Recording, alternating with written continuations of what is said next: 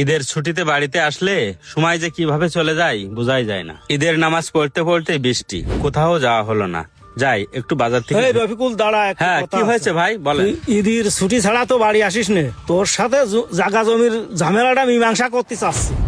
আমার সাথে জমি জমা নিয়ে ঝামেলা মানে? আমি তো ঠিক বুঝলাম না তো ভাই। রাস্তার পাশে তোর যে 10 কাঠা জমি আছে, গাছগাছালি লাগাই রাখিস, ওই 10 কাঠা জমি বিক্রি করে আমি হজে যাব।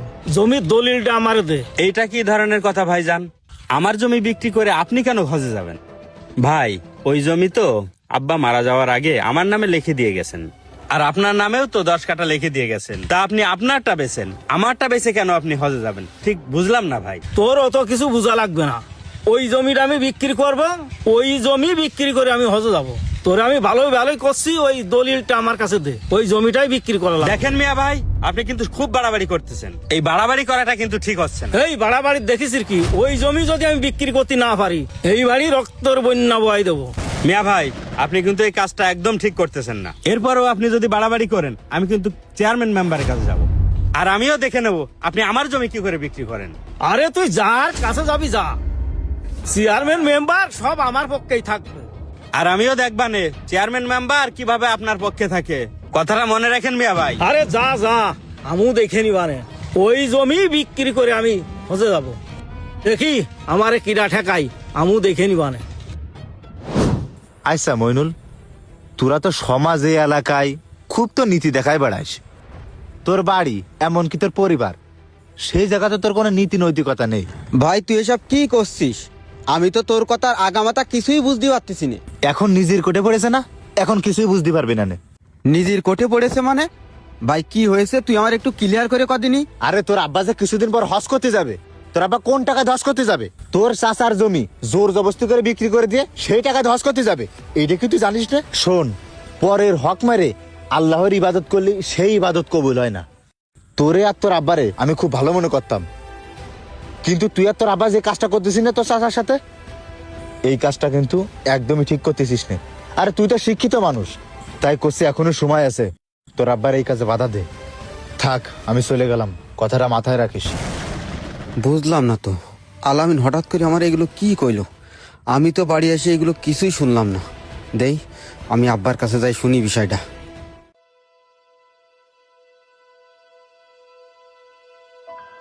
এই সাব্বির, তোর দোকানে সীমাখালিতে 2 বস্তা মাল আসার কথা ছিল, এসে? এ সজীব, হ্যাঁ ভাই। কষি আমার আব্বারে দেখেছিস? কাকার তো দেখিনি, কাকা মনে বাড়ি আছে। কেন ভাই, কি হয়েছে? ভাই রে, আমার আব্বার সাথে তোর ভালো সম্পর্ক, আর আব্বা যেইখানে যাই করুক না কেন সবই তুই জানিস। আর আমার আব্বা এখন আমার চাচার সাথে যে কাজটা করতেছে এটা আমি জানতাম না। ঈদের ছুটিতে বাড়ি আইছি আর এখনই জানতে পারলাম। তাই করছে কি ভাই, তুই একটু আমার আব্বারে বুঝোই কইছে নে, আমার চাচার সাথে আব্বা যে কাজটা করতেছে এই কাজটা কিন্তু একদমই ঠিক করতেছে না। এমনি গ্রামের মানুষ আমাদের খুব ভালোবাসে, আর আমার আব্বা যদি এরকম একটা কাজ করে তাহলে এই গ্রামের মানুষ আমাদের মুখে থুতু দেবে। তোর কাছে অনুরোধ ভাই, তুই একটু আমার আব্বারে বুঝোই কইছে নে। আচ্ছা ভাই শোন, তুই এটা নিয়ে কোনো টেনশন করিস নি। আচ্ছা তুই এখন যা, কাকাকে আমি বুঝাই বলবানে। আচ্ছা ভাই ঠিক আছে।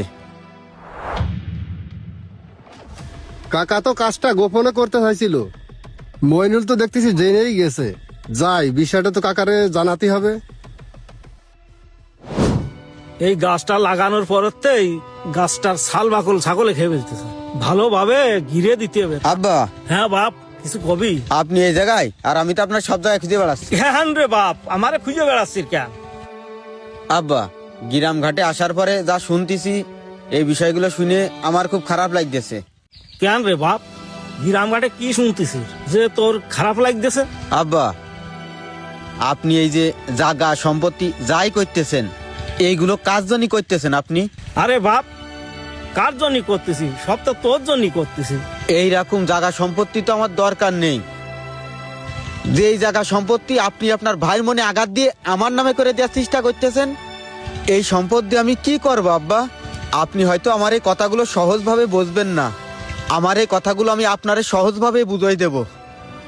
চলেন আপনি আমার সাথে আসেন। আব্বা, এই যে দেখেন এই কবরস্থানে যারা শুয়ে আছে না, তারাও আমার আর আপনার মতো রক্তে মাংস করা মানুষই ছিল। এই মানুষগুলোর একটা সময় টাকার অহংকার ছিল, এই মানুষগুলোর একটা সময় ক্ষমতার দাপট ছিল। তারাও সম্পদ নিয়ে মানুষের সাথে কত রকম নয়ছয় করেছে, কিন্তু এই মানুষগুলো এখন কবরে চলে গেছে। এই মানুষগুলোর আর সম্পদের দরকার নেই। আব্বা, আব্বা, আজকে আপনি আপনার ভাইয়ের সাথে যে কাজটা করতেছেন, একটা বার চিন্তা করে দেখেন তো, ওই আল্লাহর ডাকে যখন আপনি এরকম কবরস্থ হয়ে যাবেন, তখন আপনার কি উপায় হবে? তখন আপনার এই সমস্ত সম্পদ, জায়গা, জমি কোনো কাজে আসবে? ওই কবরে শুধুমাত্র কি নিয়ে যাবেন? 3 টুকরো সাদা কাপনের কাপড়ই তো, আর তো কিছু না। আব্বা, এই দুনিয়ার জায়গা, জমি, গাড়ি, বাড়ি, অর্থ সম্পদ সবই পড়ে থাকবে, কোনো কিছু নিয়ে এই কবরে কেউ যেতে পারে না। যারা এই কবরে শুয়ে আছে আজকে, তাদের কোনো শক্তি নেই, তাদের কথা কওয়ারও কোনো অধিকারও নেই। একদিন না একদিন ঠিক আমার, আপনার, আমাদের সবার এই কবরেই যাওয়া লাগবে। একটা বার চিন্তা করে দেখেন তো আব্বা, এই জায়গা সম্পত্তি আমাকে লাগবে না আব্বা। আমি শুধু আপনার এই কবরস্থানে নিয়ে আইছি উদাহরণ দেওয়ার জন্য আব্বা, আর কিছু না। থাকেন, চলে গেলাম।